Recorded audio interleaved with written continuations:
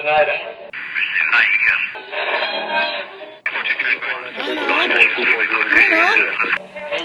is that you? There, I think I got it.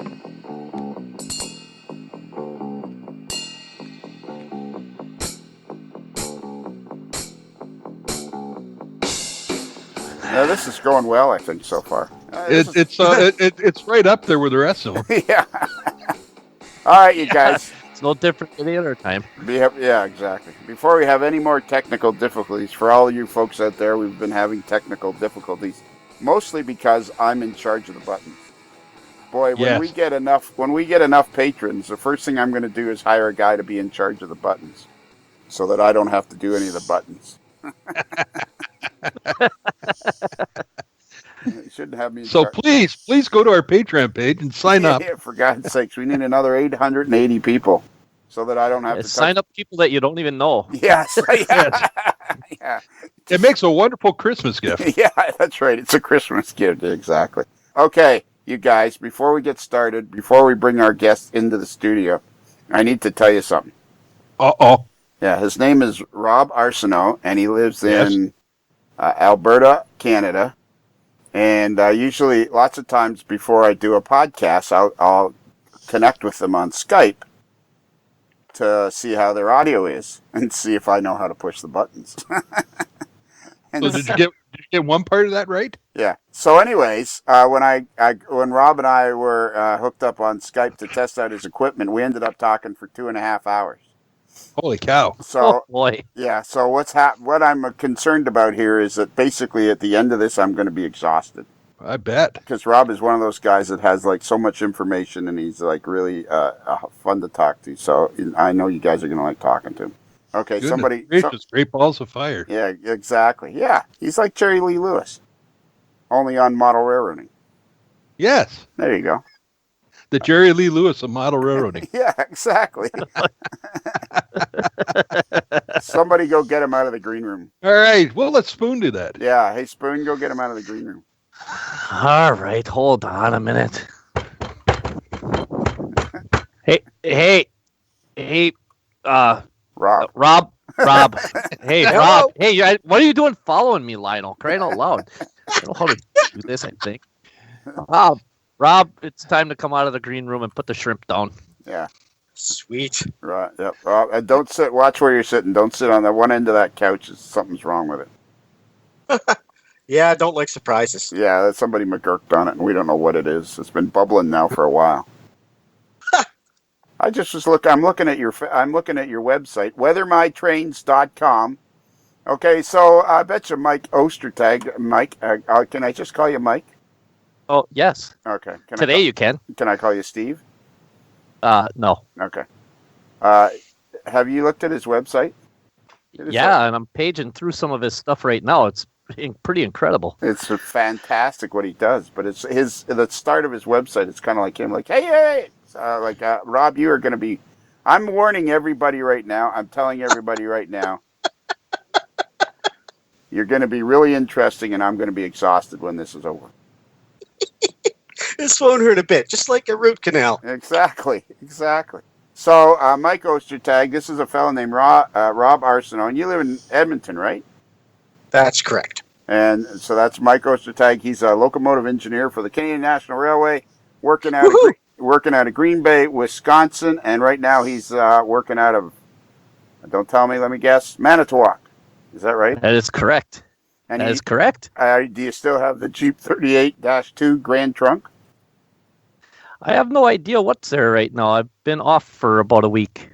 I'm on vacation, so I don't know what they did. All right, so how about this? The last time you were there, what were you driving? Yes, the answer is yes. Attaboy. Oh, this is going to go really well.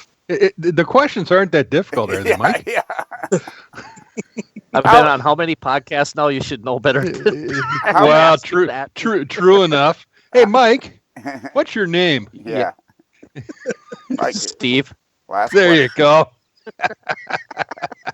And what else was I going to say? Oh, yeah. So how long has the Jeep 38-2 been there? The one that I've got right now has been there for at least a month and a half. Yeah, there you go. So as of 4 days ago, it was there. Yes. Attaboy. And Rob, the other fellow we have here is Bruce the Mailboy. He's been with us almost since the beginning. His name is Bruce the Mailboy. That's what he's like Cher. If you Okay. It's just Bruce the Mailboy. That's all you need to know. That's it. Okay. So, Rob, I had heard about you. Your name had come up a couple of times. And then a friend of mine, Jason Ramsey, he mentioned about you. And then I went and looked at your website. And then I got in contact with you. And you were enthusiastic. That's what I like about guests, when I contact them and they're enthusiastic. I like that. That's perfect. That's what you want in a guest. They're enthusiastic. So I highly... Geez, who wouldn't be enthusiastic about having a discussion with Lionel Strang? That's just cool. Yeah, well, you'd be surprised. Well, There's been a couple of people that kind of balked at the idea. So anyways, Weather My Trains. So you do this. This is Weather My Trains. It's a business that you now have. That you have how many employees? 32 employees in a 10,000 square foot warehouse. Not at the moment, but that's the goal. Oh, okay. You are one man show. Oh, one man show. You're a one man show. And how did you get? That's right. How did you get started? Let's go. How did you get started weathering model railroad rolling stock and locomotives? Well, I'm now glad we have a good long time to have this meeting.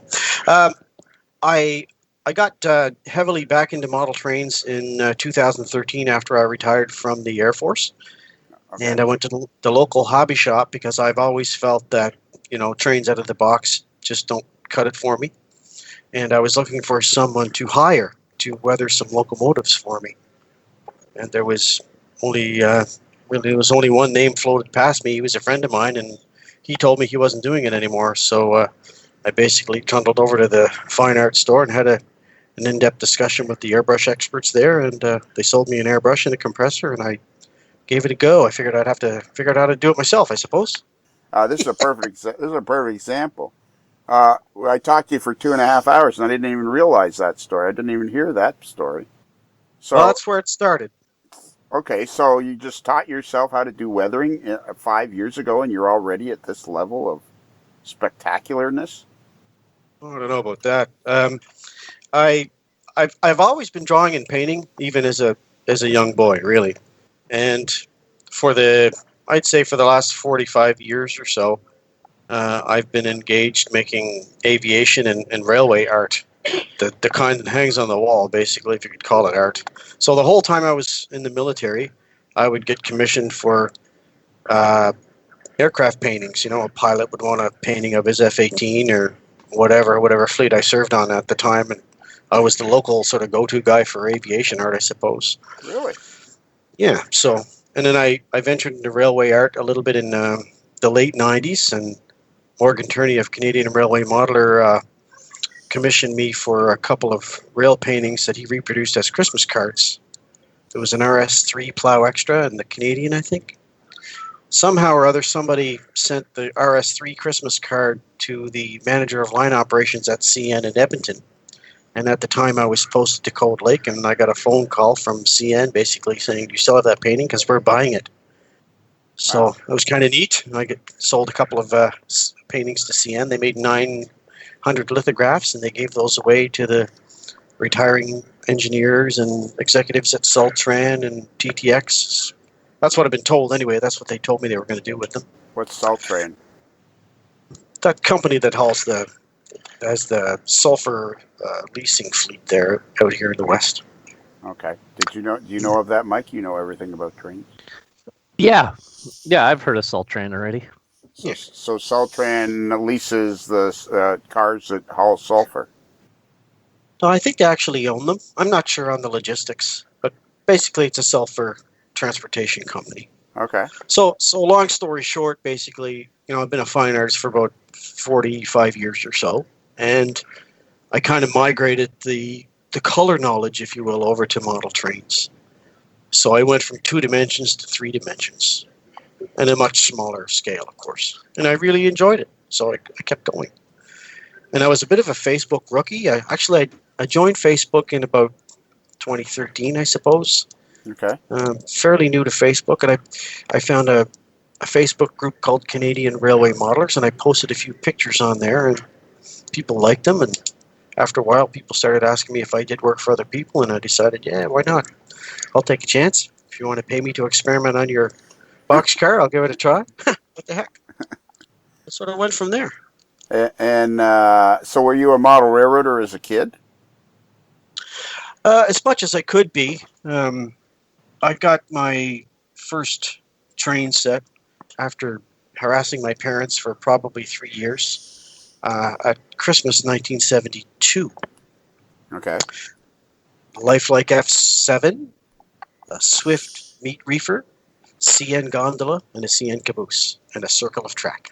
Woohoo! That was that. How old? I haven't looked back. How old were you? I was 8. Okay. But I'd wanted one since I was about 5. I grew up in PEI, Prince Edward Island, Canada, and really, I grew up watching GE70 Tunners and RSC 13s, and of course, at about the mid 70s, we started getting the RSC 14s. So, kind of an Alco fan. Okay, Mike, do you know where Prince Edward Island is? Yes, I do. Okay. Okay, so you were born in '64, I'm guessing. That's correct. Pretty sharp, eh? Which would make you 53, I'm guessing. Correct. For the next couple months, yeah. All right. And all right, so you're born. So we need to tell everybody about Prince Edward Island, Canada, because people all over the world listen to this show, and even people in Wisconsin. Huh. Mike, well, it's a lovely place to visit for the first 2 weeks in August. Yeah. Okay. So let's tell everybody. Oh, what? Prince Edward Island is a lovely place in the first 2 weeks of August? That's about it. No, they have a... Summer's really short there. But it's in July, isn't it? And not August. Do you think August is better than July in Prince Edward Island? It is. August is the hot month. Really, eh? Yep. July's nice. And is that June is still chilly. What's that? June is still chilly sometimes. Right. And is that because it's surrounded by water? Because usually July, like in southern Ontario or Wisconsin or anywhere across the north, is the hot month. So August, is it because the water is keeping things cool and then it finally warms up? Or that's correct. Yeah. Wow. I can't believe... Bruce, can you believe I figured that out on my own? I am awestruck. It's like you're a scientist or something. Yeah, I know. I can't believe that. Okay, so we need to Did you stay at the Holland Inn Express last night? Yeah, exactly. So we need to try to describe to everybody what Prince Edward Island is, because not everybody knows. So Prince Edward Island is in eastern Canada. Is it in the Bay of Fundy? No, what bay is it in? Prince Edward Island is Canada's smallest province. Yeah. Basically.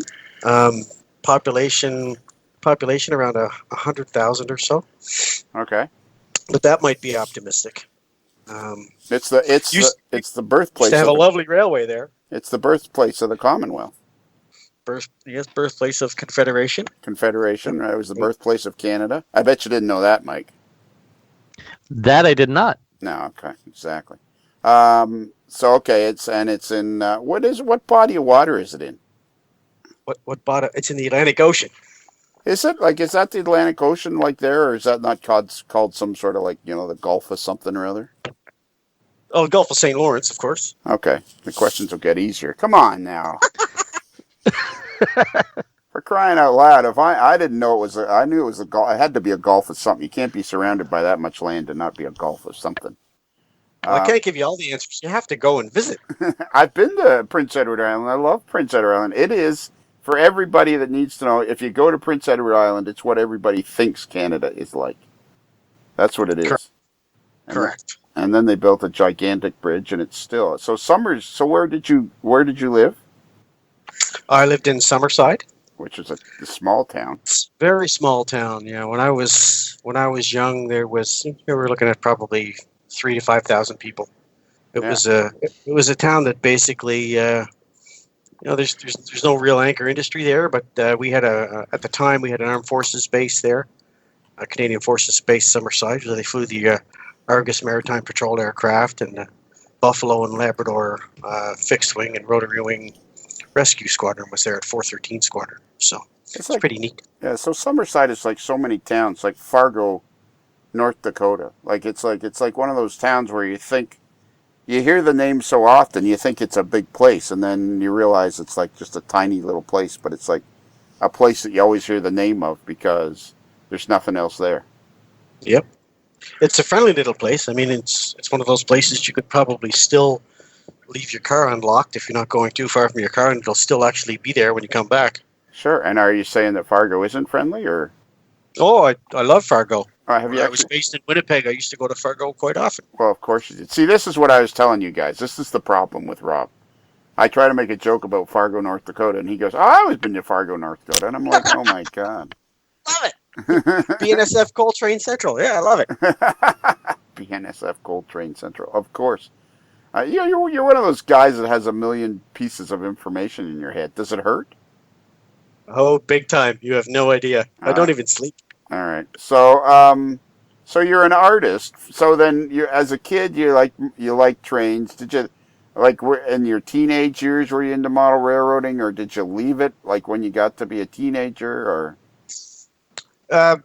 Like most teenagers, it went on the back burner. Right. But it was still there, you know.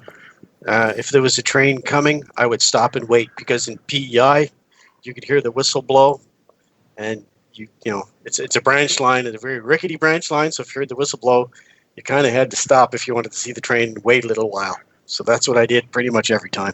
And it was it CN territory or CP? CN territory, yes. Yeah. Okay. How many locomotives would they have had on the island like in the 70s? Not that many, I can't imagine. That's a good question. I don't actually know.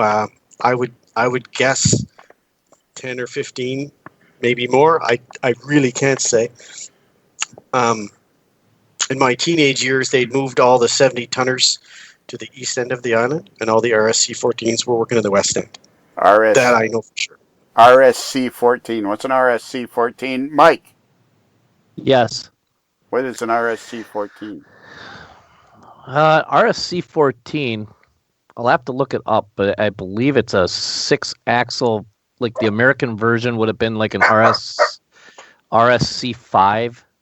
It kind of looks like an RS, if I remember right. I think it might be, no, that's a switch engine style. It's got like an end cab, if I remember right, RSC-14. All right. It's like an end cab road unit. Look, it's a little bizarre looking. Well, that's for sure, yeah. Basically, in Canada, Montreal Locomotive Works made something called an RS-18, which is very similar to the American RS-11. And it had a transverse fuel tank. Basically, when the RSC-13s were retired in 75, 76, the A1A trucks from the RSC-13s went under the RS-18s, and they redesignated them RS-18Ms or RSC-14s. So they basically had a center idler axle, and they used the 6-wheel truck because of the lightweight branch lines in PEI. Okay. So yeah, I was incorrect. I was actually incorrect on that. Yeah, I'm looking at a picture of it right now. It looks like he's 100% correct. I was thinking of a different locomotive that was over in that neck of the woods sometimes, but right. Yeah, it looks like an RS-11 with 6-axle trucks. Right. So it's an RSC-18 and right, and the RS-11 was American made and the RS-18 was Canadian made. Pretty much. Yeah. All right, but were they both Alcos? Yes. Okay. Yes. All right, so let's fill people in on a little bit because Rob, you're talking about Montreal Locomotive Works. So they made locomotives that were solely Canadian. Yeah, they. I don't. You know, I can't. I'm not an expert in this area, but I believe they made Alco locomotives under license, and they made Canadian specific MLW locomotives. They used the Alco 251 prime mover basically, right? And they made C630s and M636s and RSC 14s, RSC 13s, Right. RSC 24s, which is a pug-nosed version. That was the one I was thinking of. Yeah, just a beautiful little thing. They finished their life in their service lives in Nova Scotia. I'm surprised. I'm surprised. That's it. I'm surprised Rapido hasn't. I'm surprised Rapido hasn't decided to make that one. That sounds. My fingers are crossed. I'm hoping. I have no idea. I think it was actually done in brass by Overland at one point. It was. Yeah. The RSC 18. Yes. All right. Yeah. There's too many There's locomotives. You have too much, Rob. You have way too much information in your head. Well, this is what I do. I know. I have to know this stuff. No, Mike has to know it. This is just your. You know what? Let's just go back, because I bet you there's got to be people out there that don't know what an idler axle is, which would be the middle axle of a 3-axle truck. I'm assuming. If it is an A1A configuration, yes. See now, this is why this podcast works so well, because an A1A explain to us what that is. Well, when you see a locomotive with 2 3-axle trucks, right? It can be a CC configuration whereby all axles are powered. They all have traction motors. So in other words, are 6 traction motors. Right. In the case of an A1A truck, they have a powered axle, an idler axle, which is only there to take up locomotive weight to spread the weight over the rails. Right.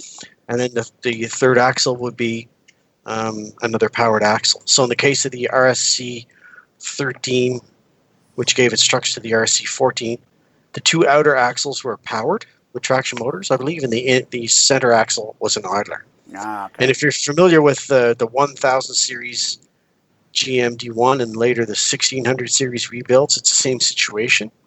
It's the General Motors basically solution to the problem of the light rail branch line. Mike? Yes. We were having that discussion on some podcast at some point somewhere along the way about today, you're using a Jeep 38, and I was saying, well, what are they going to do? Are they going to start building 4-axle or 4-axle diesels again? And you were talking about how they're going to. So would an idler axle be an answer to that? No. The reason why I say no is because of the fact that you still have a long wheelbase with a 6-axle configuration, regardless of whether you have all the traction motors are powered or if you have an idler axle in an A1A configuration. Your wheelbases are generally much longer than what they are with a 4-axle locomotive. Your 4-axle locomotive, like a 4-axle Bloomberg truck, is generally has a 9-foot wheelbase to it, and therefore it's able to negotiate much sharper curves because of that, the wheelbase being much more narrow to accommodate the traction motors. In a 6-axle locomotive, they're much longer wheelbase. I don't have the exact figure. I'm going to say right around 13 feet, someplace in that area, and that puts a lot more stress and everything on the rails, especially in curves. So no, I don't think an A1A would solve any modern day issues. Okay. All right, you're going to have to come up with a different idea then. I know. So Rob, okay, so you're a rail fan since the age of 6 or 7 or 8. Sure. And so you've been a model railroader basically your whole life then. Yes. And when did you start doing art? When did you start? I started drawing pictures as soon as I could hold a pencil. Right. I started producing paintings in 1977, and I started to sell them in about late 77, early 78, I suppose. So when you were like 14. And I would, make them and donate them to museums and things like that, just for a little bit of exposure. So what was the first kind? What were you drawing at that point that you were able to sell? I was basically making aircraft paintings of the local military aircraft that flew out of CFB Summerside. Okay. So that'd be the Canadair CP-107 Argus, which was an anti-submarine warfare aircraft. And then there was a Buffalo aircraft, which is a twin-engine turboprop T-tail aircraft used for search and rescue. And there's something called a Voyager, and then later a Labrador helicopter, which was made by Boeing Vertol. Okay. So I would make drawings and paintings of those aircraft, and I would sell them to people, air crew or my friends or whatever they wanted them. And okay, so what was the first one you mentioned? The Canadair Argus. Did you know about that one, Mike? No, I did not. How about you, Bruce? Oh, Bruce is on mute. Yeah, I'm on mute. No, I know about the Argus. I know. Well, that's why I was asking you. I was trying to keep you included, for crying out loud. Yeah. How did you... This is a question I've often... one of Mike's friends, Robert Freshella, he's an artist as well. And I've talked to other people that are artists. It's not uncommon for artist types to be involved in model railroading. There must be something about the creation part of it or something. So, how do you know when you're, like, good at drawing? Like, does a light bulb go off in your head and go, hey, that kind of looks what I drew kind of looks like what I was trying to draw? That's a tough question. I don't even know if I have an answer for you, to be honest. It starts. The problem is, like in my case, when I started drawing aircraft and painting aircraft, I focused on painting one aircraft from a certain angle, and I did that over several times until it started to look right. Right. And then you feel confident. You suck yourself into thinking that you've got some competency, and then you try a different aircraft type and you blow it completely. But part of the process is you basically have to make 1 or 2 million mistakes in order to call yourself an artist. Right. I've heard someone say that, and I think that statement has some merit. And that's basically what I say to people. I say, get busy, start making mistakes. And is there any place on the internet people could see your drawings that we're talking about? Well, I did have a Facebook page, but they took it down without warning, probably because nobody was visiting it and I hadn't been updating it. There's a blog that I sort of let go, but it's still out there in cyberspace called CanadairArgus.blogspot.com, I think it's called. All right. So I did some 3D modeling, and I actually, because I used to make, at one point I was into flight simulation, and I used to make Canadian aircraft for the Microsoft Flight Simulator. Well, of course you did. They didn't offer aircraft that I liked, so I made my own. Of course you did. Well, I did simulation work in a former career. Well, sure, of course. So it's sort of crossed over. And in your spare time, you built the Challenger for NASA, right? Yeah. Spare time. What the heck is that? My brain never stops. Yeah, no kidding. Just the way it is. It hurts me just being around it. It's a blessing and a curse, believe me. How come I can't? How come I'm not like that? And it's more of a curse than a blessing, I can tell you that. All right. Okay, so now I have a complaint. All I right. have a complaint about you. I have a bone to pick with you. I have what's another word for complaint? Anybody? Grievance. I have a grievance. There, yeah, there you go. The union rep has spoken. I have a grievance. I have a grievance with you, Mr. Arsenault. Go ahead. My skin is thick. Why on earth don't you have your aircraft drawing somewhere on the internet? And I can think of a really easy place to put it. Just make a page on your weathermytrains.com and have some of your artwork, your airplane artwork. Yeah. I should have some of my railway artwork in there. God, I got your railway to buy one today. Yeah. Yeah, well, railway and airplane artwork. Don't be just putting up railway stuff, or then I'll have to hunt you down like a mad dog. Oh, I've done, I would say, thousands of paintings. The problem is back in the day we didn't have digital cameras. Right. Back in the day when you had to go to the bank to get money on Friday night before 3:00 in the afternoon, or you didn't drink that night. Right. So, there aren't tons of photographs. I do have some. I took a lot of photographs in the later years, but only the last 5 years or so that I take photographs. But it's interesting. I mean, I've illustrated a couple of books on aircraft, or I guess one on the history of Canadian Forces Base Summerside, and there was a book written in 2011 documenting the history of the Canadair Argus aircraft in Canadian service. So I was asked to illustrate that book, which was fun. That took 3 years of work, but it was very rewarding to see my work in print. So I made some digital profile drawings and several paintings, and I did the cover artwork and things like that. It was a lot of fun. So do you have any of that on your computer anywhere?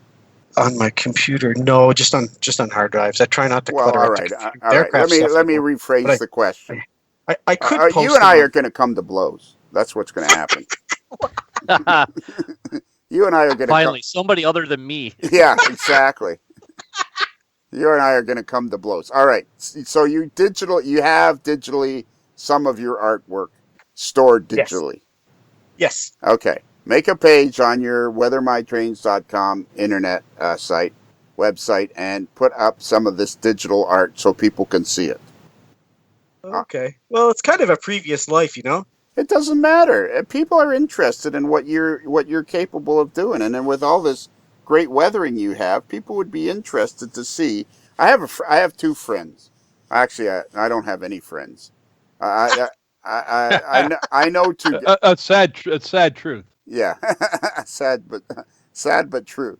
Joe Cummings was going to be my friend, but he bailed pretty quick. So I know these two guys. One's name is Ralph Renzetti. Yep. He's always in a bad mood, but he does weathering, and he's a bit of an artist himself. And I kept telling him to create a Facebook page to put his stuff up there, and he's like, no. And he's got like 700 people like his page now. And I know another guy, Tom Jacobs, who lives in Robesonia, Pennsylvania, and he's building this 70-foot by 104-foot barn, multi-deck, 10-layer Reading cross-line layout, and I kept telling him to start a Facebook page.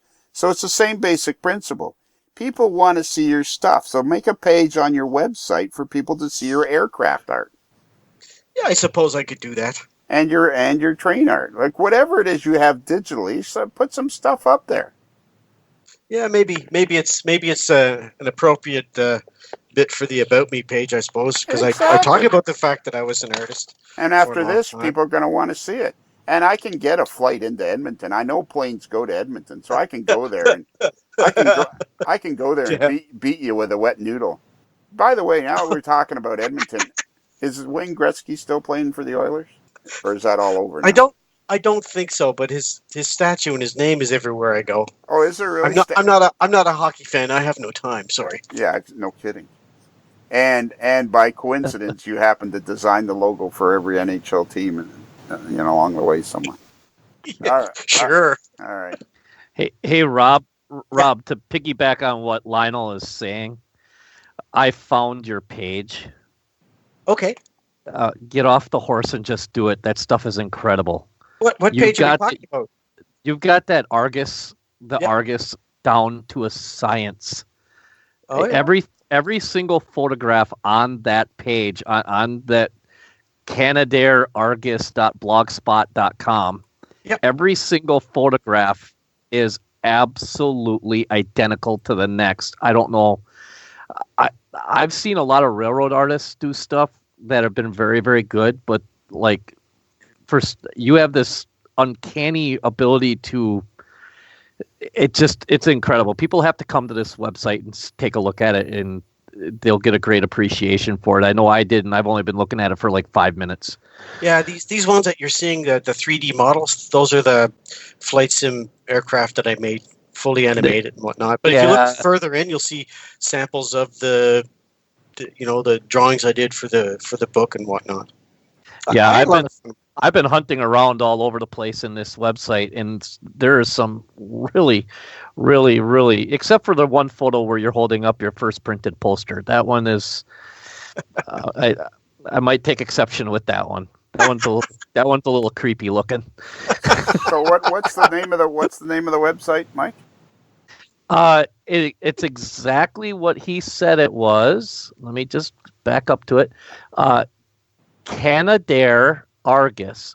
So it's Canada and then IR Argus .blogspot.com.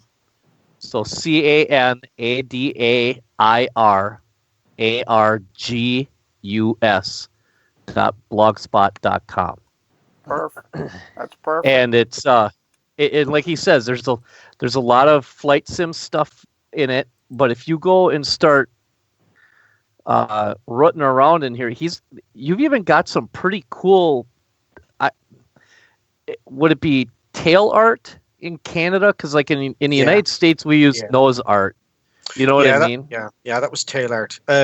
Back in the day, in the 60s and 70s, and the very early 80s, when the Argus was flying, permission was granted for these Argus squadrons, which is the formation of aircraft, the people at a base that flew the aircraft type. They were allowed to put their squadron mascot on the tail. So Summerside had one squadron called 415 Squadron, and their mascot was the swordfish, so they had permission to put the swordfish on the tail. Greenwood had two squadrons, well, technically three, but they basically put the Greenwood crest on the tail. There was a maritime proving and evaluation unit which had an Arctic tern as a mascot. They put the tern on the tail. And in Comox, they had a winged trident from 407 Squadron, the Demons. So they put a winged trident on the tail. And they were allowed to put different colors of propeller spinners on the engines too, so you could tell at a quick glance where it was from. Wow. Oh, is that why some of them are red, some of them are like a gold color or yellow? Right.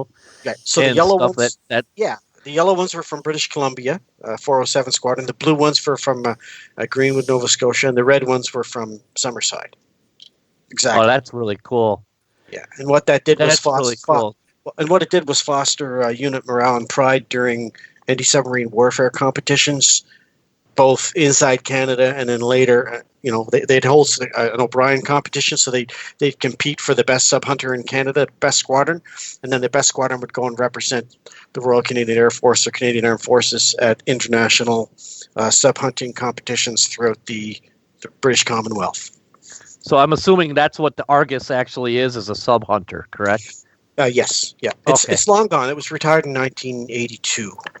But it was special to me because it was an aircraft that my uncle flew in, and my lovely wife Christina's father was a safety systems technician on the aircraft. He worked on the aircraft, and I know a lot of people. A lot of people in my life were the aircraft touched their life for one reason or another. Okay, that's cool. I'm serious. Yeah. I'm not kidding. Like, if you don't make a page on your website, I'll make trouble. I don't know how. Like right now, off the top of my head, I can't think of what I'll do, but I will make. You know what, Lionel? It's a good idea, and I'm going to do it tomorrow. I'm the spoon guy here. Who's going to make the trouble? Yeah, exactly. Yeah, but you got to get across the border. Yeah, I got a passport. Oh, there, boy.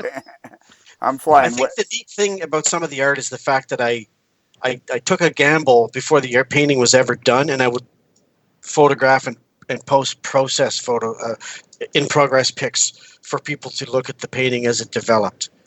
And it won't take long. If you scroll down a few pages, you'll see an aircraft in front of a storm in the background. But if you just keep scrolling down, you'll see the storm without the airplane in it, which basically shows you how a painting developed. I paint the background first, and then I put the aircraft on top.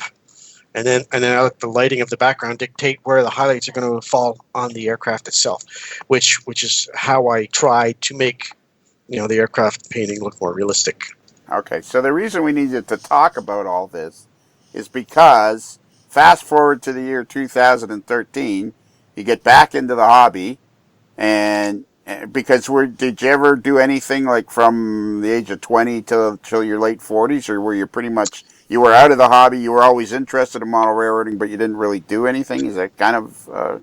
Well, I served in Cold Lake, Alberta from 1995 to 2000 when I was in the military. I was a software engineer there, and we were in a small military home called a PMQ, a private married quarters. Right. I built a small water wing layout there in the basement, and that was before really the advent of DCC and sound. Okay. But it was just a place for me to go. It was a finished layout. It was fully scenic and everything, but it was simple. But I enjoyed it. It was a nice place to go to unwind. Right. You know, Saturday morning, get up early, sneak downstairs before the day started, and put a couple of hours in, smashing cars around. And Right. It was just a fun place to be. It was just a happy place to be. Okay. So. And ever since that time, I've pretty much said to myself, model trains is 100% fun. Right. Period. Exactly. No exceptions. Okay. Bruce. Yes. I want to apologize before I go on. Okay. Mike, I want to apologize to you. I want to offer my most sincerest apologies. Okay. Okay. So you say it was a Finnish layout? So were you into Scandinavian model railroading, or? Oh my God. All right. A few people warned me offline about this, so I said, "Oh, I can't wait! It's gonna be awesome." They were right. Okay, so now we've covered some background. You're an artist extraordinaire, and then you had a layout. You were always interested in model railroading. Come fast forward to 2013, you kind of get back into it, kind of hot and heavy, and you can't find anybody to weather your locomotives. So you take all of your artistic skill, and you start weathering your own rolling stock and locomotives. And here we are, just 5 years later, and you have a booming business that keeps you occupied called WeatherMyTrains.com. So somehow we have to figure out how to describe these last 5 years. Okay. Well, 2013 was a big year for me because that's when I retired from the Air Force after 27 years of service. And I retired from a city in Manitoba called Winnipeg. I know, Lionel, you know where that is, but I'm not sure if our co-hosts do. No. And basically in the, eastern end of the Prairie provinces. Right. Just a couple hours from Fargo, in fact. Yeah, exactly. So I retired from the military in 2013, and I moved to Edmonton to work as an engineering consultant in the pipeline business. Right, oil pipelines. And I think you can predict where this is going. Yeah, the oil industry kind of came to a screeching halt. Yeah, it was a fantastic first year. Right. I got to travel a lot. I was out in the field supervising a lot of post-construction verification of pipelines for clients. I was out pretty much 5 days a week, anywhere from Fort McMurray right to Montreal, basically. Right. So I got an opportunity to see some very remote parts of Canada and the prairies in particular that I didn't get to see when I was in the military. So it was fantastic. I have to say I enjoyed every second of it. Absolutely. I mean, there's no what other way would you go to Outlook, Saskatchewan unless work sent you there? You know what I mean? Well, you could just be passing through on a trip.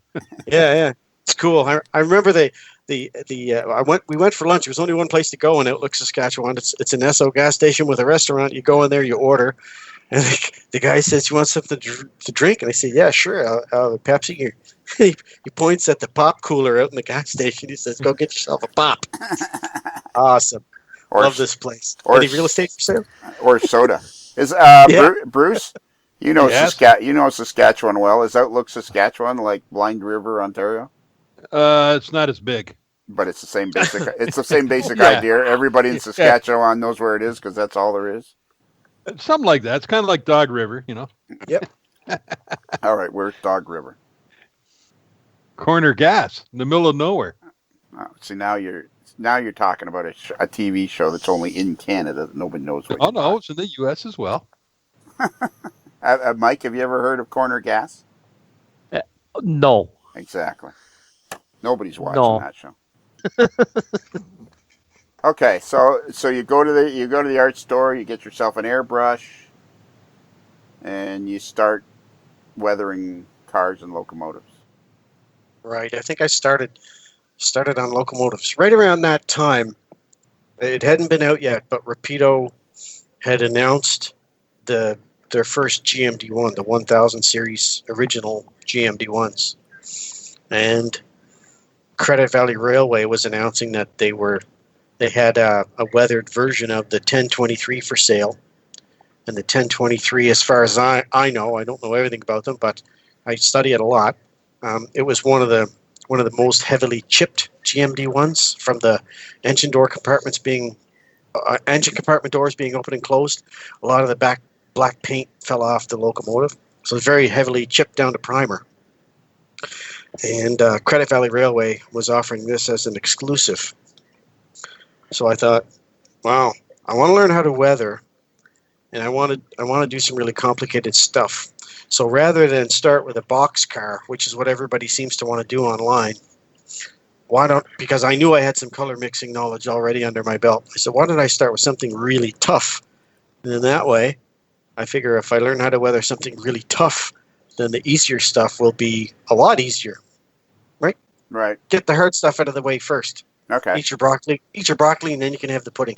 Okay. So, all right. I guess that's the way I looked at it. Like, the thing is, if you do the hard stuff first, then you got to solve a lot of really technical problems. You got to remember, I've been painting for 40 years. That's I've been true. fixing paint for 40 years. I'm one of the few people, maybe I don't know, that I enjoy color matching. When someone gives me something and the ditch lights are black, and they say, can you match this Maersk blue? I say, sure. Boom. Yeah. No problem. Oh, I love it. I like that stuff. That's part of the essence of being an artist, is watching the color change. Yeah. And you have to know hue, value, intensity, transparency, luminance. You have to know what those terms mean. And you have to know how that color is going to change if you put a different color in there and what's going to happen. Sounds complicated to me. I love color matching too, but it's usually with potato chips. So, all right. So, okay, now we need to go back a little bit and explain to people a couple of things you said. First off, Okay. Credit Valley Railway is a very successful large hobby store in Toronto, Ontario. Mm-hmm. And the GMD one is a locomotive that's it's in Canada, right? What's the word I'm thinking of? The GMD one was unique to Canada. Yeah, Unique. to Canadian National and the Northern Alberta Railways, in fact. Okay. Was. Yes. Was. Not anymore. And how many of those were there? 1,000 to 1082, so I'll say 83 of them. Okay, so they were unique to Alberta and the Canada and primarily northern Alberta. In the beginning, yes. And But now they're in the United States as well. Why would that be? The GMD one was designed as a replacement for lightweight steam engines that trundled over prairie branch lines. Ah. So in the mid 50s, when steam engines were being phased out, there wasn't really an off-the-shelf diesel locomotive solution to service the then thousands of grain elevators that existed on the Prairie Rail network. There was, some more than 5,000 elevators. I don't know how many there were, but there were tons of them. There was exactly 101 of them produced. Okay, and only ordered by 2 railroads. Yeah, and the 2 railroads were Canadian National Railway ordered 2 separate styles. One was the most prevalent was the A1A 6-axle configuration, and then they had ordered that was the 1000 through 1077 series. 1900 through 1917 were 18 BB or 4-axle trucks or 4-axle units, and then Northern Alberta Railway had ordered 5 300 through 305, which actually would make 6. So, but there's A1A configurations, and those ended up being CN units at one point. Okay, and so there was. I see here on Wikipedia it says it was a 1,200 horsepower locomotive. So would that be very similar to the RS1? I kind of look at it this way. I kind of look at the GMD1 as the General Motors solution to the lightweight branch line problem, and the RSC13 the MLW solution to the lightweight branch line problem. Okay, so all right. So this GMD1 was released around 2013. When you started to get back into trains and started weathering, it had been released then? Is that what you're trying to say? It had been announced, but it hadn't been released yet. Okay. So I like everybody else, I was waiting for mine. And when they finally did come in, I thought I'd give it a try to recreate this 1023. Okay, and when were they actually? When did they actually arrive? Like when were they released to the public? I think it was late 2013, if I Okay. recall correctly. Could be wrong, but late 2013. It wasn't long after I moved to Edmonton that we had the GMD ones in our hands. I know that. Okay, and so you weathered one, and then you went on to something else. I weathered one, and I wasn't really happy with it. So I stripped off all the paint and I redid it 3 or 4 times until I got one that I kind of liked. Right. And then I posted it on Facebook, and it garnered some interesting comments. And then I moved on to other things as well. All right. Yeah. Other locomotives. In the beginning, I was only doing locomotives, to be honest. Right. Okay. So and so, did you ever have any connection with Rapido in the GMD one, or is that like? Well, after a couple of months after I made that model, and I'd shared it around with a few people in the industry. Jason Schron, the president of Rapido Trains Inc., asked me if I could help them, assist them with their limited run somehow. And make a long story short, we ended up negotiating a bit of a contract, and I ended up promising to make 100 of these things for Rapido. 100? So, yeah, and as of last week, I have 15 to go. So you've been weathering 100 of these over the last 4 years or so, or just over the last? Well, I did the first 58 in a fairly short time period because people had reserved them with Credit Valley Railway and Prairie Shadows in Winnipeg. So we filled those orders, and then the demand kind of died. So I basically talked to all parties and said, I'm getting busy with work for people, commission work. So, if the demand is low, why don't we just park this thing for a while? Right. And if you need some more, I'll make maybe 12 more or whatever. But the demand kind of went away. And but we've resurrected the project now after a couple of years, and I just made 24 in the last 30 days or so. Okay, and the Prairie Shadows is? Prairie Shadows is a great little model railway company owned by a guy named Jeff Arsenault from Arnold Brothers Transport here in Western Canada. Right. And he's a big importer of N-scale models. He commissions Rapido to make N-scale models. Okay.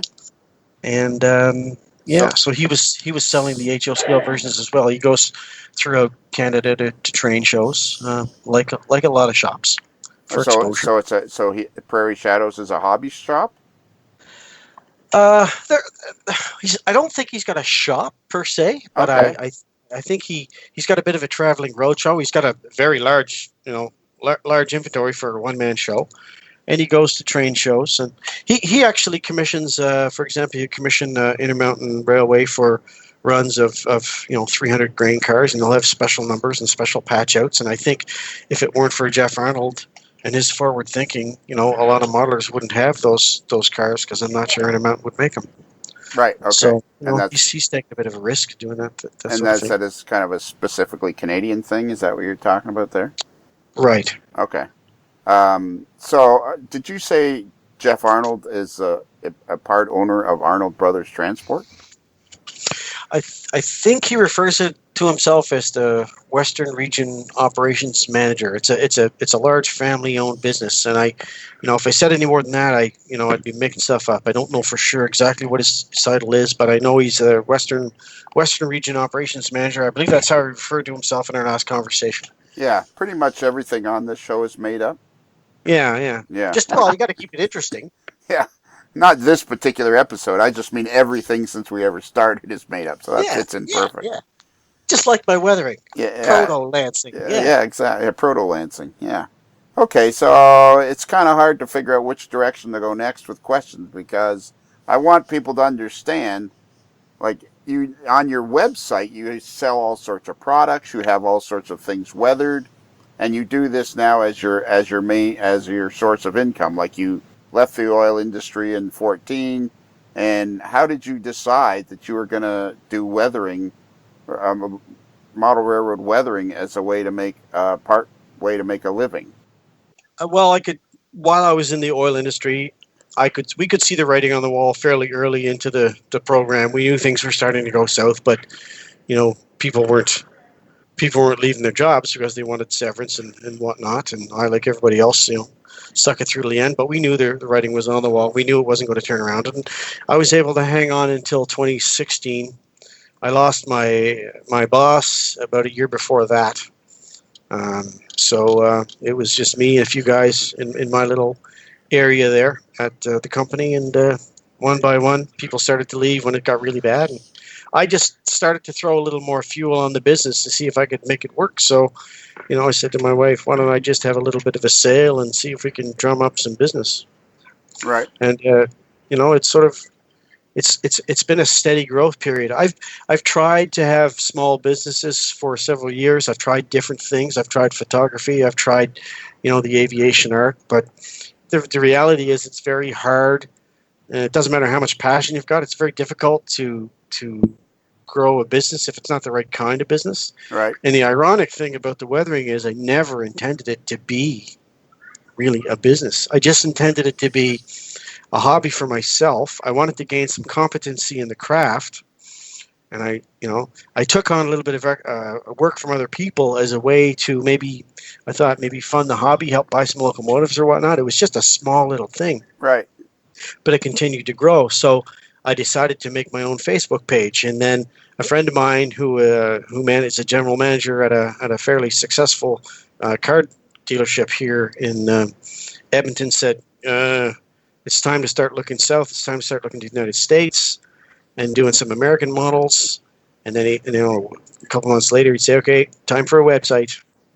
So, he's a successful guy. And if you want to be successful, I believe you should listen to people that are successful. So I went to GoDaddy, got myself a website. It was weird. It's 6 o'clock in the morning, staring at the screen that says, okay, you're all set up. Last thing we need is your website name. So, right. Yeah, exactly. Website name. And I didn't want to pigeonhole myself too much. I didn't want it to call it, anything to do with diesels or whatever like that, because I wanted to be able to weather cabooses or cars. And I said, well, what do you do? How do people remember this thing? They may not remember my name. I just want people to remember what they want done. Right. I just said, well, I'm going to weather my trains. Right. That's what I'm going to do. And then that's where it came from. And it seems to work. The names, I thought it was corny at the beginning, but I gave it a little time. And I had a little logo developed with some wind and some rain and some sun. So that's where weathering comes from. Right. It also comes from oil leaks and full sump tanks and traction sand. But, that's kind of where it came from. And I thought that was corny for a little while too, but I gave it a chance just to see if it would stick, and it did. So I like the name, actually. You're right. It sounds corny at first, but then it works perfectly. weathermytrains.com. Yeah, and it kind of rolls off the tongue fairly easily. It does. So not too bad, I guess. All right. Yeah, great guy. His name is Doug Airy. So now you've been on a wildly successful podcast, and we're telling you, put those pictures of your artwork up, the digital images that you have of your artwork. Put that stuff on your website. People will love to see that stuff. Are you kidding me? They'll love to see that stuff. I don't know much, but that I'm convinced of. Well, it's probably not a bad idea to help tell the story, I suppose. Well, exactly. That's the thing. It's like because your weathering is spectacular. I mean, all you got to do is scroll through it, and I mean, you're obviously extremely talented because I mean, you click on any of these pictures, and you kind of just. It's hard to believe that some of this stuff. I mean, it's just it's incredible how talented you are, and people are gonna. So okay, so let me get this GMD thing straight because I'm very much. I need to have things straight in my brain before I can go on. So you started weathering, and how quickly from when you in this day, and what day was it in 2013 that you went into the art store to buy the airbrush? Can we narrow that down? Was it the fall? Was it the summer? It was the fall. Yeah, I moved here in October. Okay, so would it have been in November that you went into the art store? Right, November. Yeah, I would say yeah. Would you say Would you say it was like in the first couple of weeks of November? Yeah, it was very early. Okay. It wasn't long after I was here. I didn't fool around because we have a great hobby shop here with great stock, great Right. trains called Hobby Wholesale. I couldn't wait to get down there and meet the guys and So was it? sniff around. And So it was awesome. Was it likely it was November 6th? Probably. Okay. It was around 10 o'clock. Perfect. 10 in the morning. Absolutely perfect. So around 10 in the morning on November 6th, you go to the art store, you buy an airbrush, and you take it home and you start learning, and you decide to work on this GMD. Right. GMD. What is it? Bruce? GMD. I never get it straight either. GMDD, whatever. All right. It's all alphabet soup to me. Somebody help me here. What is it? What are we talking It's about? the GMD1. The GMD1. Okay. So you go and you decide you're going to weather a GMD1, which at some point Credit Valley, this large railway a hobby shop in Toronto, was advertising they were selling weathered ones. Right. And who was doing that weathering if they'd never even heard of you? I have no idea. Okay. So how long after 10 a.m. on November 6th, 2013, did you get in touch with Jason Schron? Oh, it was several months before I heard from him. But he sent me an email and he basically asked me if I could make a sample model that the factory could use. Right.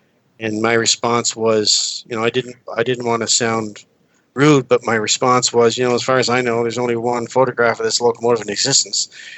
And if your factory can't make a model based on that photograph, I'm not sure how they could make the model based on my model. I kind of have to show them because it's actually a process heavy job, but I've streamlined it because I've done so many of them now that it's like, I wouldn't say I can do it with my eyes closed, but it's a fairly process heavy job, and I've actually got the steps written down to make sure I get it right.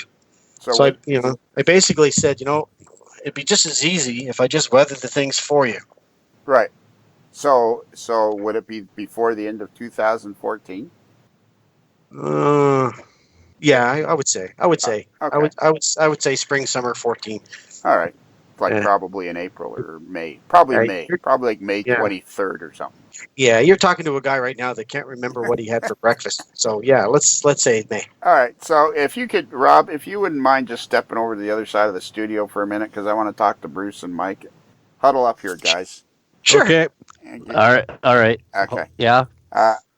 Does this not sound like a fantastic story to you? Like the guy comes back into the hobby, buys himself an airbrush, and by the end of the following year, he's already making weathered locomotives for a major model railroad manufacturer.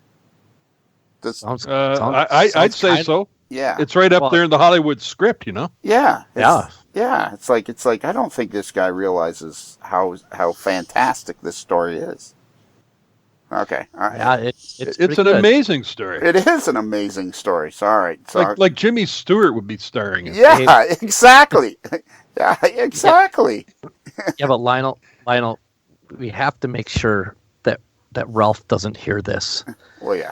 He's going to get even crabbier. Yeah, well, that's another problem altogether. Well, we'll deal with him. Yeah, exactly. We'll deal with that later. Okay. All right. Okay. Yeah. On the count of three, break. 1, 2, 3. 1, 2, 3, break. Break. Okay. Okay, come on back over here, Rob.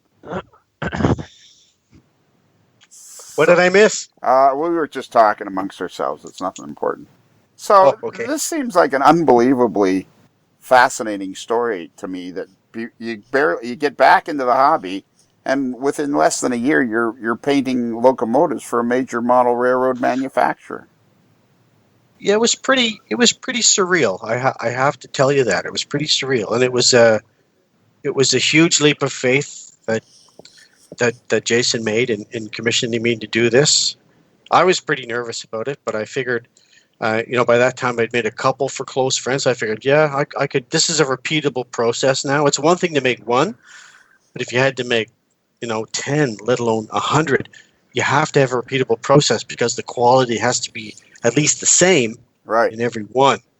So I figured I kind of cracked that nut before I agreed to do this, for Rapido. And what were they selling them for? Like, what did they sell for? What did Credit Valley Railway, what did they sell them for?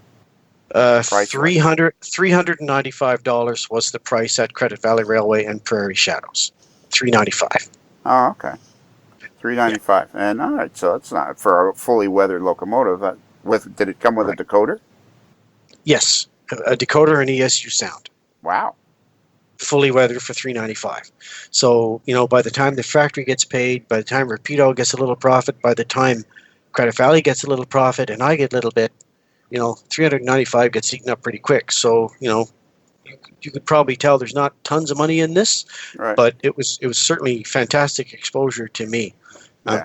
Most people who come up to me in train shows or swap meets or whatever, they say, "You're the Rapido Trains GMD1 guy." Nobody knows my name. But they just know I'm the Rapido 1023 guy, and that's good enough for me. Wow. And now they're going to know you as the aircraft art guy that does the GMD ones. Because you're going to put aircraft art up on your website. I suppose I could. Yeah, sure. Exactly. All right, so then, so you do all that. And did that burn you out at all? It gets tiring, but you have to know when to take a breath. Being in the military helps, right? Because there's certain times in the military where there are high stress times and you need psychological stamina. So I called on that a little bit. Okay. For sure, because at this point in time we've kind of resurrected the project. So I weathered, I guess, 58 of these things in the early days, sort of 2014 timeframe. But fast forward to 2018, and I've got to do the rest. So I weathered 24. I'm going to ship them here in the next couple of days to Rapido directly. And I've got, I bought 3 partially because I wanted some, and partially because I wanted to get at a weathering 3. So Right. buying 3, I'm going to renumber them for myself, and then I'll have a couple of black cabs, I suppose. Right. And are they still selling them for the same price, the $395?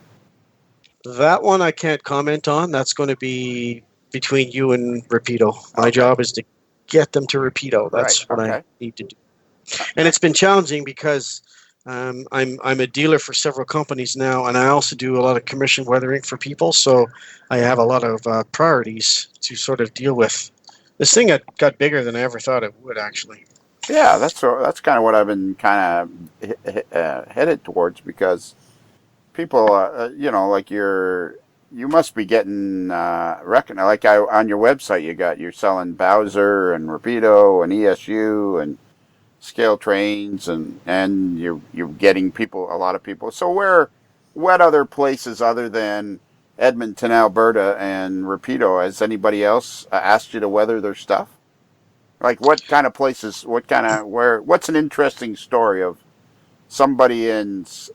I don't suppose you've had anybody in Busted Knuckle send you stuff to be weathered, have you? No. I got an interesting email at 10 o'clock one Saturday night from one of the American manufacturers, and they said, "Rob, we want to make a CN model, and we understand you've got friends in low places." And I said, "Maybe." Right. "What do you want to make?" And they told me what they wanted to make, and I said, "I might be able to help you out with that." And I did. Right. And there was another manufacturer that said, "We really like your weathering. Would you be interested to sell our product? We think you can make it look great." Okay. So each one has its own little story. I don't like to discuss specifics, about each manufacturer, because I've got different relationships with these manufacturers. Okay. But I every time somebody asks me to help them out, I try and link them up with someone that has the information that they want if they can already find it. I mean, as you can imagine, these manufacturers already have a pretty vast network of subject matter experts. And I'm not a subject matter expert in the development of trains, but I know some people who can help provide them with photographs and raw data, I think. And in many cases, that's what I try to do as much as possible. Okay, So, now say a manufacturer gets a hold of you and wants to get you to weather a unit. Now, you obviously do research and look at photos and stuff like that, but then what's the process? Are you using washes, airbrushing, or combination of stuff? I think like any artistic sort of activity, you start out with with the problem already solved in your mind before you start. You got a sort of a foundation of knowledge, and you go from there. But basically, my weathering techniques have evolved over time, and I've changed my materials.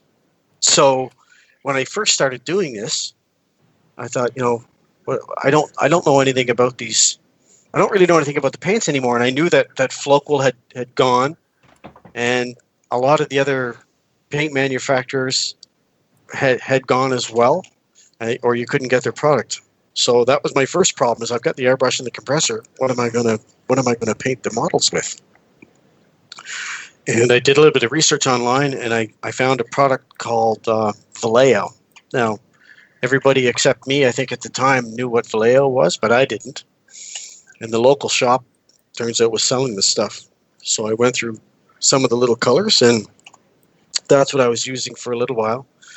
But being a color mixer, that's part of the fine art process. I began to get frustrated because the colors, I didn't know what the base colors were, and I wanted to alter those colors. But every time I tried to mix different colors from them, they didn't work out the way I wanted them to. And I also had a hard look at the paint rack one day, and I thought, you know what? There's not a whole lot of people buying this paint. Where am I going to be down the road if the owner of the hobby shop decides I'm not going to carry this anymore? I could better use that retail space to sell something else. And I have no way of knowing if he's going to do that or not. So I thought, I better back away here. But basically, long story short, for the first, I would say, 2 years or so, I was using the Vallejo paints, and I didn't know anything about pan pastels and AIM weathering patterns and things like that. So I dabbled in there a little bit too for a little while, and I didn't like it because I didn't like airborne contaminants. They're very messy, and I'm a little bit like the Tasmanian devil from Bugs Bunny when it comes to weathering. I'm not a patient person, so if you want to give the Tasmanian devil some weathering patterns, the results are going to be predictable. So I'm just picturing that in my head. with my lovely wife's blessing, I've pretty much dropped the powders. The problem is when you look at a diesel locomotive or you look at a freight car, you have to ask yourself what's on there. What is that? What is the mechanism of weathering? And you get all kinds of stuff. You got traction sand. You've got oil. You've got soot. You've got oil droplets. You've got general schmutz from the winter time. You've got oil from flange rollers and curves. And you have to factor in all of these things when you're going to decide you're going to weather a piece of rolling stock or a locomotive. And I happen to believe, and it's my personal opinion only, like everything that comes out of my mouth for this whole podcast, it's my personal opinion, but I happen to believe that you can't utilize any one media and really capture that kind of weathering properly. Yeah, okay, yeah, I guess that's okay. So you're using a multimedia approach to replicate what you're seeing there, whether it's grimy washes or some powders. Yeah, or I was doing that a lot. But what happened was I gave myself a little bit of a jolt one day in the hobby shop, and I said, well, you know what? If they stop doing this, if they stop offering these products, where am I going to be? So I decided to backtrack and sort of rethink my philosophy about a year and a half ago, I guess.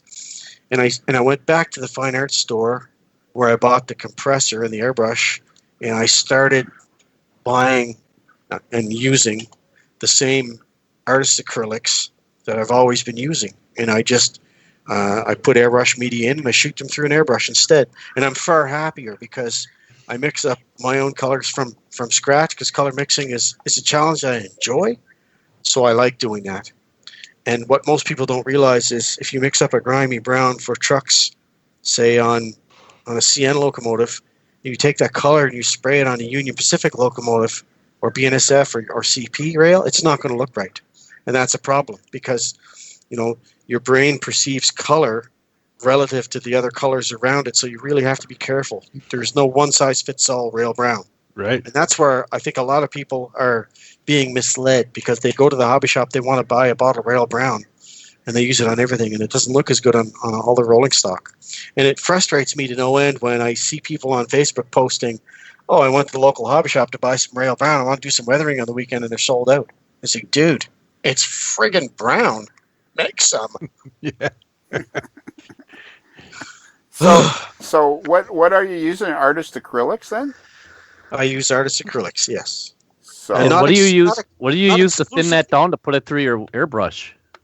I use something called airbrush medium. So it basically thins the paint out, and it slows down the drying time. So the paint doesn't dry in midair. So it gives you working time to get it on the model. So you put a little bit of that in there. You buy acrylic paint, mix it yourself when you're happy with the color. A little bit in the cup, airbrush medium, and away you go. what kind of airbrush are you using? Huh.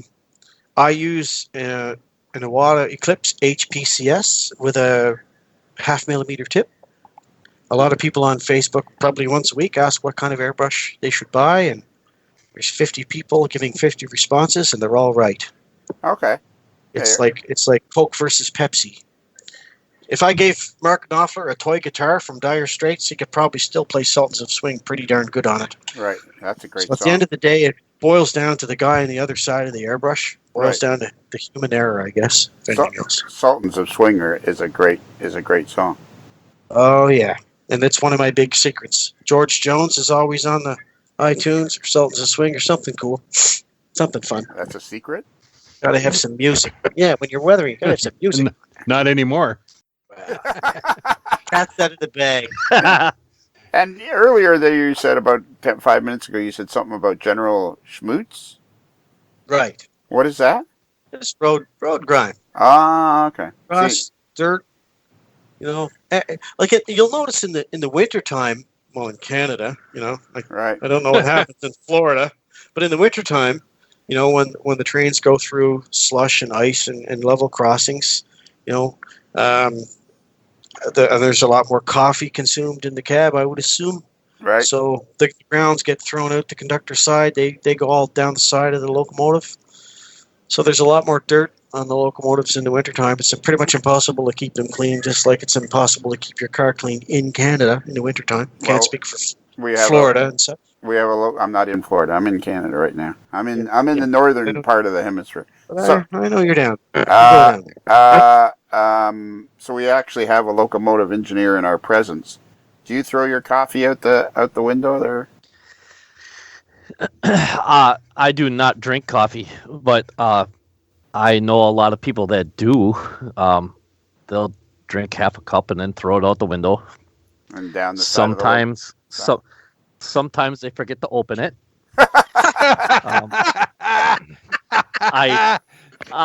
I say that because I know my conductor that did it is never going to hear this.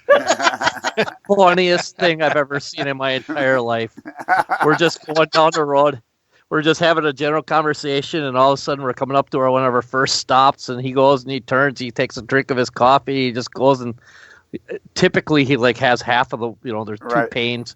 He has one half open, and this day he just got whatever, and he just turned and went like this, and he looks at me, he goes, not one word, not a word, don't say anything. I'm sitting there going, dude, I'm speechless. That's too funny to just too funny. Now somebody's well, that's going to be on Facebook tomorrow. Yeah, exactly. Oh God, it's one of those things where you can't make it up. So, Rob, I see. Like last time I looked at your website, there was a bunch of BC Rail photos, and now we have a lot of sulfur tank car photos. So, what happened to the BC Rail photos? Do you only have the first page for photos? Yeah, the first page is basically the most recent work. Okay, but and then there's a gallery. Okay. Yeah, if you scroll over to sample galleries, about in the middle of the menu there, you'll see freight car, steam era, leasers demos. You scroll down to BCOL, BC Rail, or CN. Okay. That's what you'll see. That's where you see samples there, and I kind of, I don't know how much is enough. I keep throwing pictures up there, but I could probably pare that back, I suppose. Right. No, there's never enough of stuff like this. Yeah, no. Like people like looking at it. Yeah, exactly. How do you, Rob? Do you typically go over a car with what you want to do with the airbrush first, and then like I'm looking at one of these potash covered hoppers right now. I'll tell you what. Yeah, find a car, and then basically we want to go through the process for that car because they're all different. But if you can talk me to that car, let's look at that car. Okay. Top row in the freight car weathering samples. Top row, the very end car on the very right car side? on the very far right side. The one with all the dots on it. Yeah, PTEX 21306 is the car. Yeah, that's okay. Okay, yep. Wait a minute. Time out here. Oh boy. How did you? That's a neat looking car. It is a neat looking car. It is a neat looking car. But how did you get to decide? Oh, well, he was asking the question. I was asking the question. Let's Lionel, what piece of rolling stock would you like to discuss? No, I like that. I think we should put that in the rule book. The person that asks the question gets to pick out the photo. I like that. That'll be a. You know what? Let's put that on the whiteboard. Put that on the whiteboard, and when we make the rule book, we'll include that. Yes, this will go under the rule of spoon. Yeah, the rule of spoon. He who asks the question. We have the rule of Joe, and now we have the rule of spoon. Yes, he who asks the question gets to pick out the photo. All right, go for it. So my question is what is your weathering process since you don't use dry powder medium, according, as you said. No. Is there a layering process, or do you do this like could you take us through how you do that? And just in the interest of full disclosure, I haven't completely wiped out powders, but I only use them maybe 1 or 2% of the time. Only when I need something to look like soot and I can't get it any other way will I resort to a powder. So I do have them. I use them a little bit, but I don't like them much. Okay, you don't like them much. So just want to clear that up, yeah, because I'm too messy, and the powders tend to be not good for you. So everybody who uses them should be using gloves and a respirator mask. Wow, that's good to know. You should. That stuff should not be going up your nose, and it should not be going in your bloodstream or skin. I have to be sensitive to all these things because I'm doing it several hours a day. Most days of the week, so I can't really take too many shortcuts with PPE. I have can you just before we go on, just for my own personal satisfaction, can you just say I love pan pastels? I love pan pastels. All right, good. The podcast is now complete. I have them. I have many of them. Yes. And I think they'll probably last me for the rest of my life. I do use them a little bit. Okay, so all right. So now we're looking at 21306. I guess that's tell us how you do this car. Well, one of the things that I do before I weather a car is I try to understand what's happening on the real car. Right. And when you look at a potash car in particular, you'll notice that most of these light gray potash cars in Canada are pretty beat up. And the reason they're beat up is the ladings. Potash is basically salt with iron content in it, right? So potash is rusty colored product, or white, or pink, or some of it's black. So, but the long story short is potash is an extremely corrosive chemical. Okay. So invariably, as with all freight cars that are designed to carry a powdered substance, the lading from time to time spills. And as you probably know, if you have a corrosive mineral and the thing happens, the car has that mineral on it and it gets wet, it's out in the rain, then the potash is going to liquefy and it'll run down the sides of the car. Right. And over time, you get corrosion. So these are basically potash streaks, but there are those dots that you see on the side of the car are basically fresh surface rust. So basically streak the car with darker shades of rust because that's been there a while. But rust, as you know, migrates with time. So the longer a piece of corrosion a bit of corrosion has existed on the car, the darker it's going to be. Right. And rust will go from light yellow orange as far down to very dark brown. So If you look at the dots, you'll see you've got a dark spot of rust that's obviously been there a while, but you've got light blooms of the sort of orange-yellow rust around it, indicating there's rust active underneath the gray paint. And then you've got streaking from rain, of course. And that's basically it. Your trucks are your garden variety brownish black, which is easily mixed. I'm not sure if you realize it or not, but if you really wanted to go down to basics, every color on every car or locomotive I've ever done can be easily mixed with 4 simple colors: yellow, red, blue, and white. That's it. So okay, before we go on, you've talked to me now, Rob, for about almost 4 hours all told, including this interview and our other conversation we had. Do you seriously think that there's any chance that I would ever know that? You do now. I do now, but I mean, come on. Well, I say this because I want people to realize that mixing color is not really all that difficult. Right. The companies that make the little rail browns and the little $4 bottles might not like my perspective, but it's not really all that difficult. It just takes, like anything else, a bit of time and practice. Unfortunately, a lot of my customers they have very busy lives. Yes. They don't necessarily have time to mix color or to apply color or weather cars. They just want to enjoy their railroad, but they don't necessarily want to look at straight out of the box cars. They look too toy-like and plasticky, and that's where I come in. Right. And so okay, so what were the 4 colors again? Red, yellow, blue, and white. So if you want to mix a basic black, 3 parts blue, 2 parts red, 1 part yellow. Mix them together. Put a little bit of white in there and see what you've got. Wow. Okay. You have to add one of the other 3 colors to shift that hue around to get the color that you're looking for. So all colors basically have a minimum, let's say 3 properties, right? Hue, value, and intensity.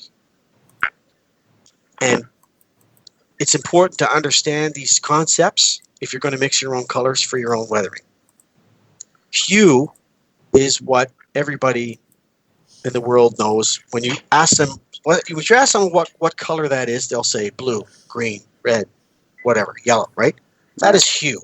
Value is a description of how light or dark a color is on the grayscale. So if you took a photograph of a colored object, converted it to black and white, you'll see there's a whole bunch of different values from white to black.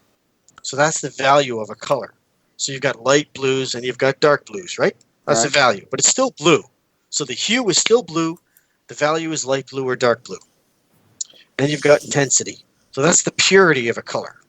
So that's where you've got your blue grays or your gray blues or whatever.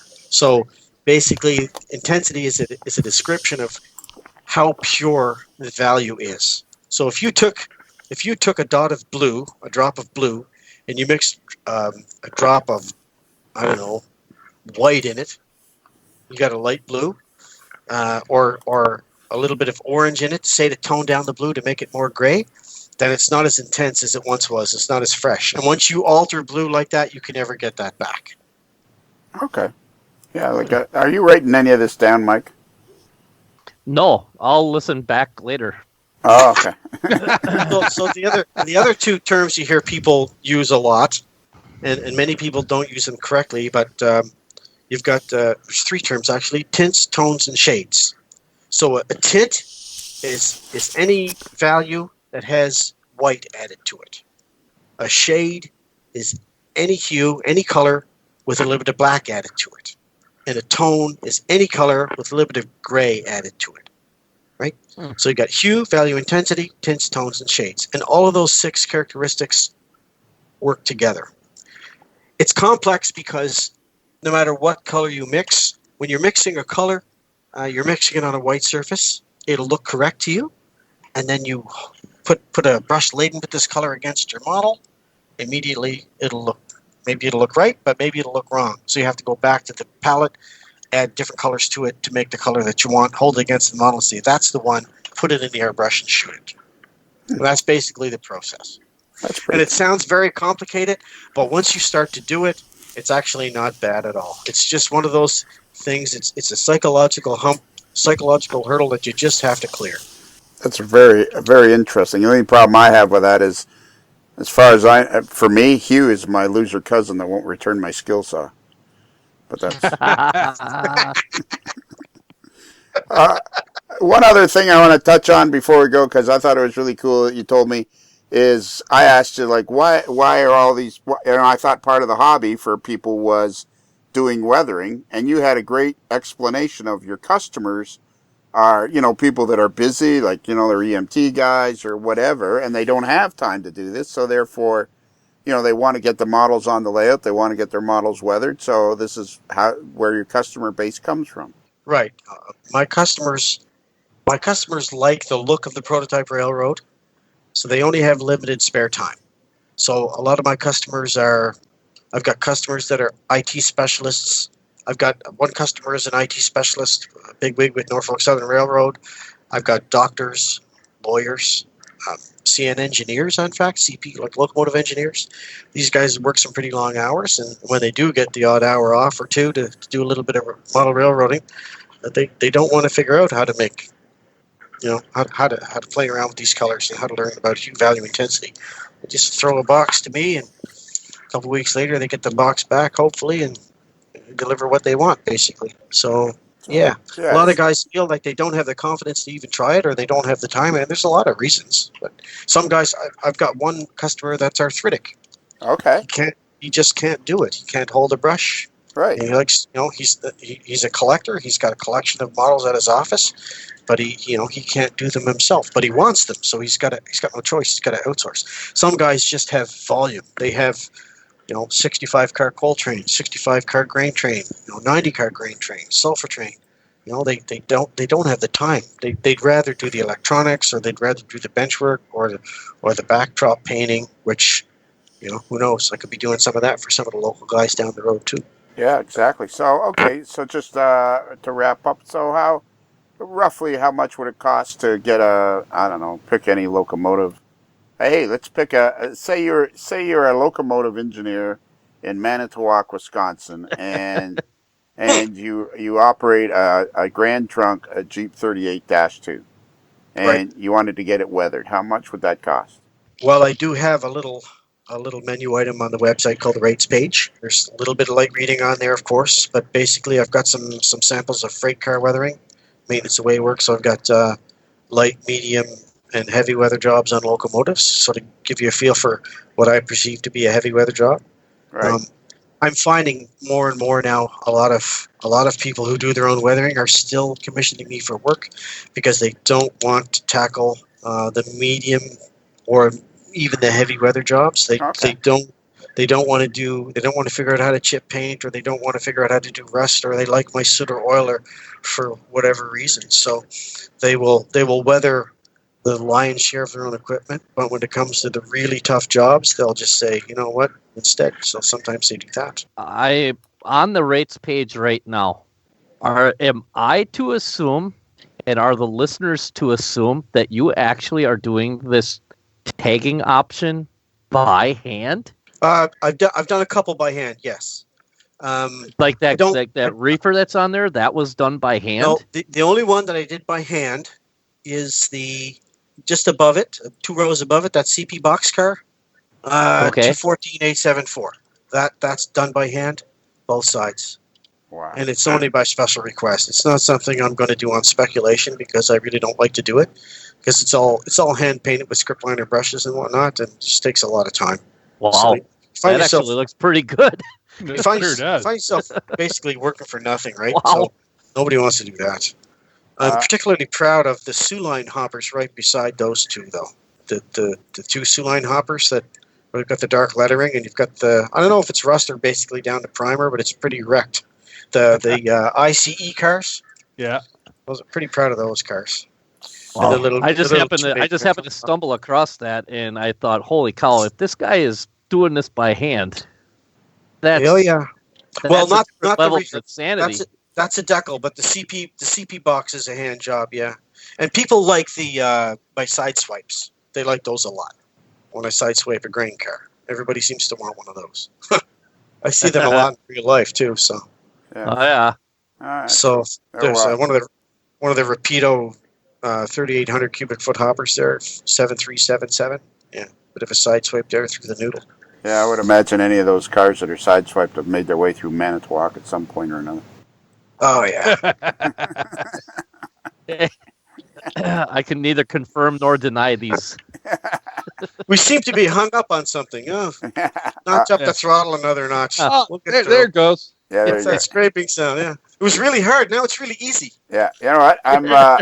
I've said this before on the podcast, and I'll say this for your benefit, Rob. Although I know you've listened to every single minute of all our podcasts, but we're very fortunate to have Mike with us. We're fortunate to have all of our participants, our people that take part in the regular people that take part in the podcast. But Mike is a locomotive engineer that is very, very makes you feel like no question is too silly to ask, and it makes it a lot of fun to have somebody available to ask all these questions.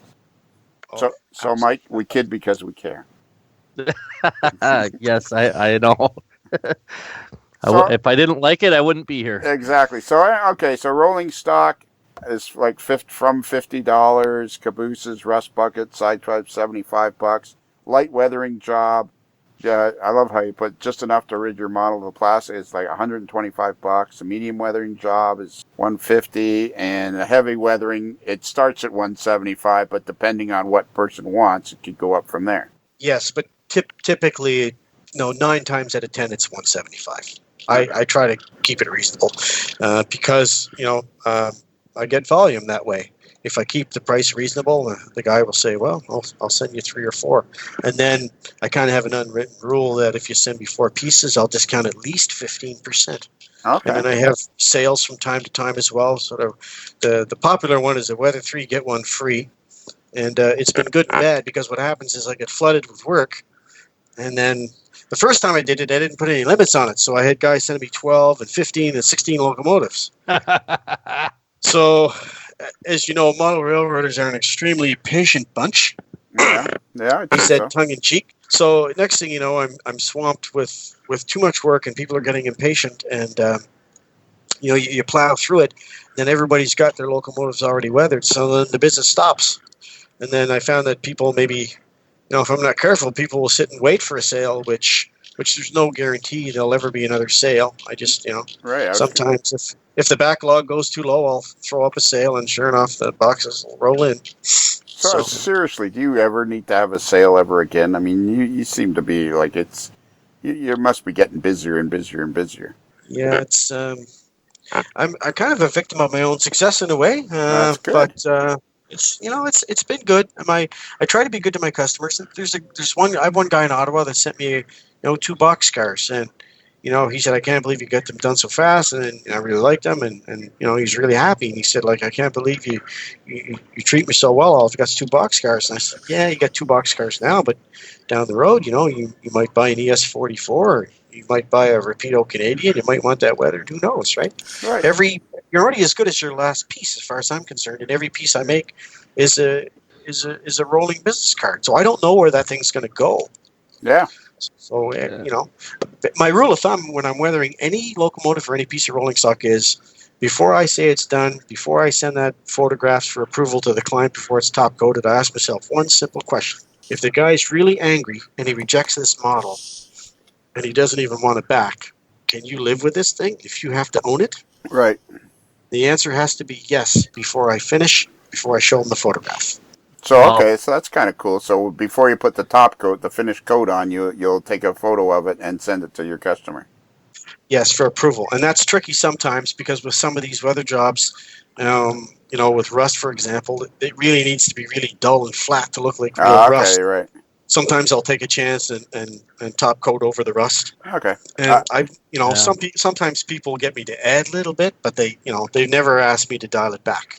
Okay. Because Rob, one thing, Rob, is I just stumbled across this on your website too. Is I never thought I'd be doing something like this where I would actually see somebody who's done something with an engine that I've actually run. Oh yeah. And that WC SD45 6677. Yeah, I remember when it looked like that. That locomotive. I remember running it when it looked very much like that. Where is that? Where is that? It's in the locomotives page. It's under the medium locomotive or heavy weathering. Okay. It's a heavy weathering locomotive on the rates page.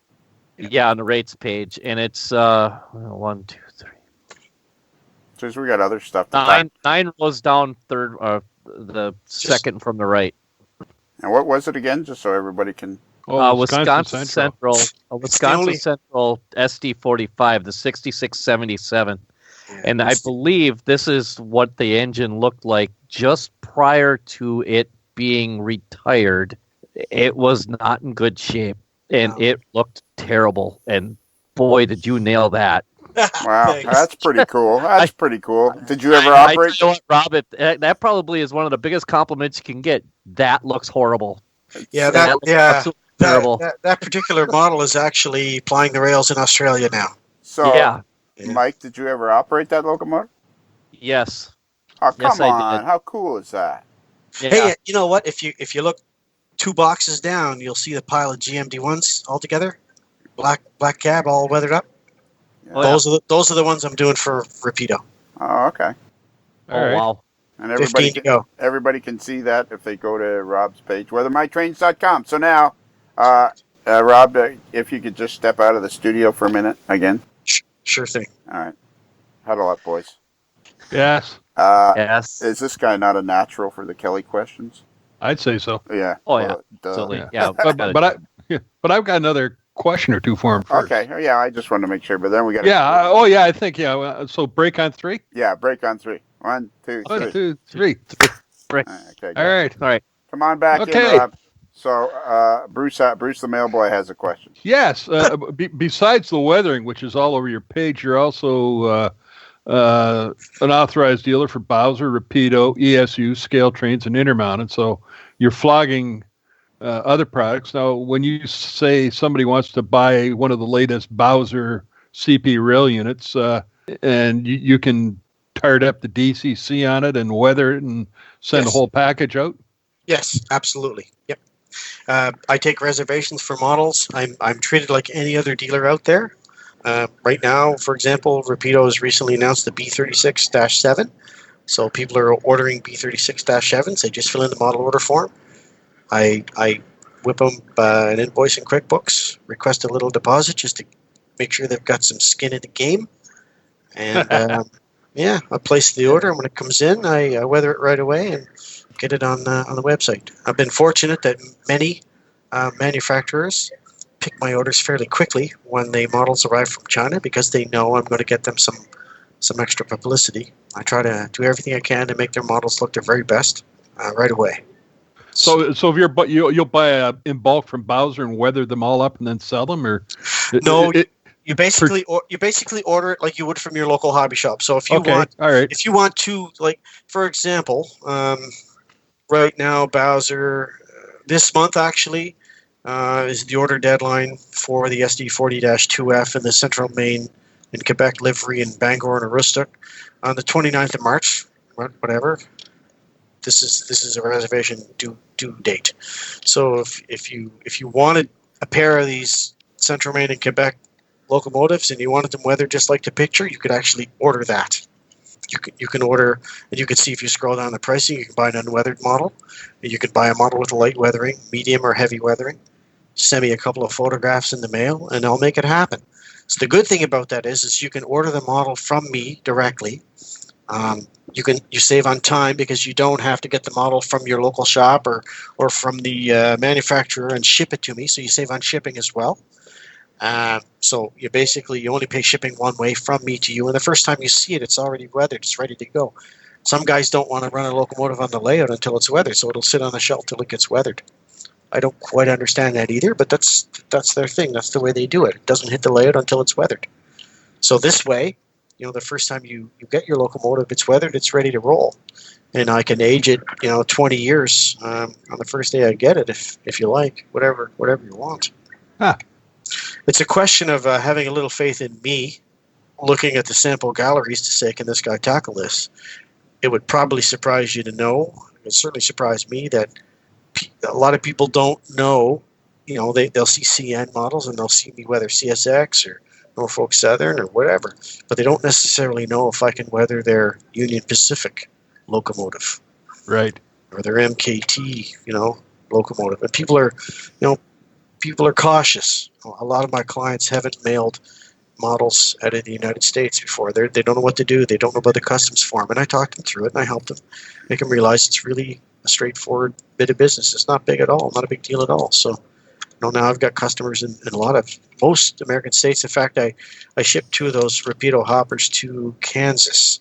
Customers in Florida, San Francisco, New York, all over the place. Australia, New Zealand, Switzerland. See, how everywhere. Cool is that? You're going to be... It's This is going to be like talking to Shane Wilson at ScaleTrains.com. We got to make this kind of a regular event, guys, talking to Rob, because his business is going to explode, and before he goes crazy, we got to keep talking to him. Too late. All right, I got 1,000 other questions, but we're going to stop this, and because we want to ask you some other questions called the Kelly questions. So, do we have any other questions, guys, or can we stop? I think we're there. It's pretty fantastic. Are you guys as impressed as I told you would be? More than that. Yeah. Yeah, beyond impressed. Yeah. I do want to say as well, guys, if you have a couple questions, maybe tomorrow, and said, I should have asked Matt, feel free to send me a quick email or Facebook PM, whatever you like. No worries. No, what stays on the podcast. This is it. What stays on the podcast. What happens on the podcast stays on the podcast. But once the podcast comes out, there could be questions. Yeah, and there'll be questions, and we'll be podcasting with you again. You can count on it. You can count on it. Okay. Many times. All right. Now that I figured out how to do this. You are so screwed up. Yeah. Tell me about it. You have no idea what you're like. You are like, I don't know. How do I describe this to you two guys? Give me as much help. Jump in here and give me as much help as you can, because this guy has no idea who he is, does he? No. None whatsoever. Man, this is going to be. You are going to want you, and there's a whole bunch of people that I have no names for, but you are on the list of people that have made this podcast worthwhile, because talking to you on a regular basis is going to be endless entertainment.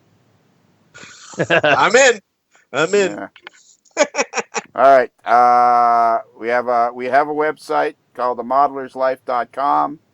And on there you can find links to our Facebook page, which we have like 1,450 people, I think, that like our page now. At least when we're doing this podcast, probably well over. And we have there's a link to our Patreon page. And if we get to like a 1,000 subscribers, well, then we'll be able to hire staff, and the shows will be even better. And if we get to 500, we can hire like half a staff, and the shows will, yeah. And we have our email address. Bruce, I think you should do the email address, because it's like you're just like a total natural at it. Okay. Our email address for this internet fad thing is modelerslife. That's modelers with one L. modelerslife@gmail.com. I told you guys. Okay, just so everybody knows, now we're going to go off, and we're going to lock Rob in the green room and drag him out in a few months and do the Kelly questions. Yes. So, Rob, the one thing that we have left. He's laughing. I know. He won't be laughing when we're. He won't be laughing in a few minutes after surviving that shrimp. Yeah, he won't be laughing in a few months after we do the Kelly question. So, Rob, even though you've listened to every minute of every podcast we've ever done, at the end you have to say "Happy Rails to you." Do you think you can do that? And you have to say it with gusto. Like, you can't just kind of mumble it. You have to say it with gusto. Yeah, you'll know when the appropriate time is. But are you ready? All right. Well, now you're getting really quiet. Are you still there? Well, why is he so quiet? Now, what's he doing? He's scared. Yeah. He's using Bruce's old headset, probably. Who wouldn't be scared? You threw me out of the room twice. Yeah.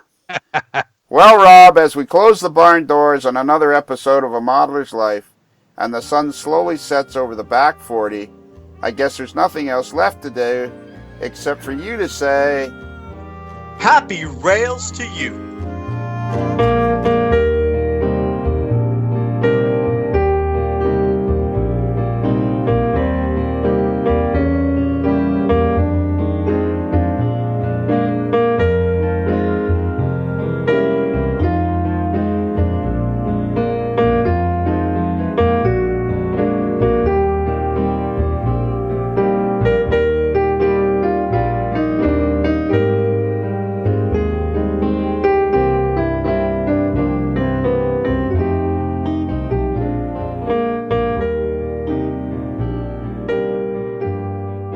It's another Lincoln Homer.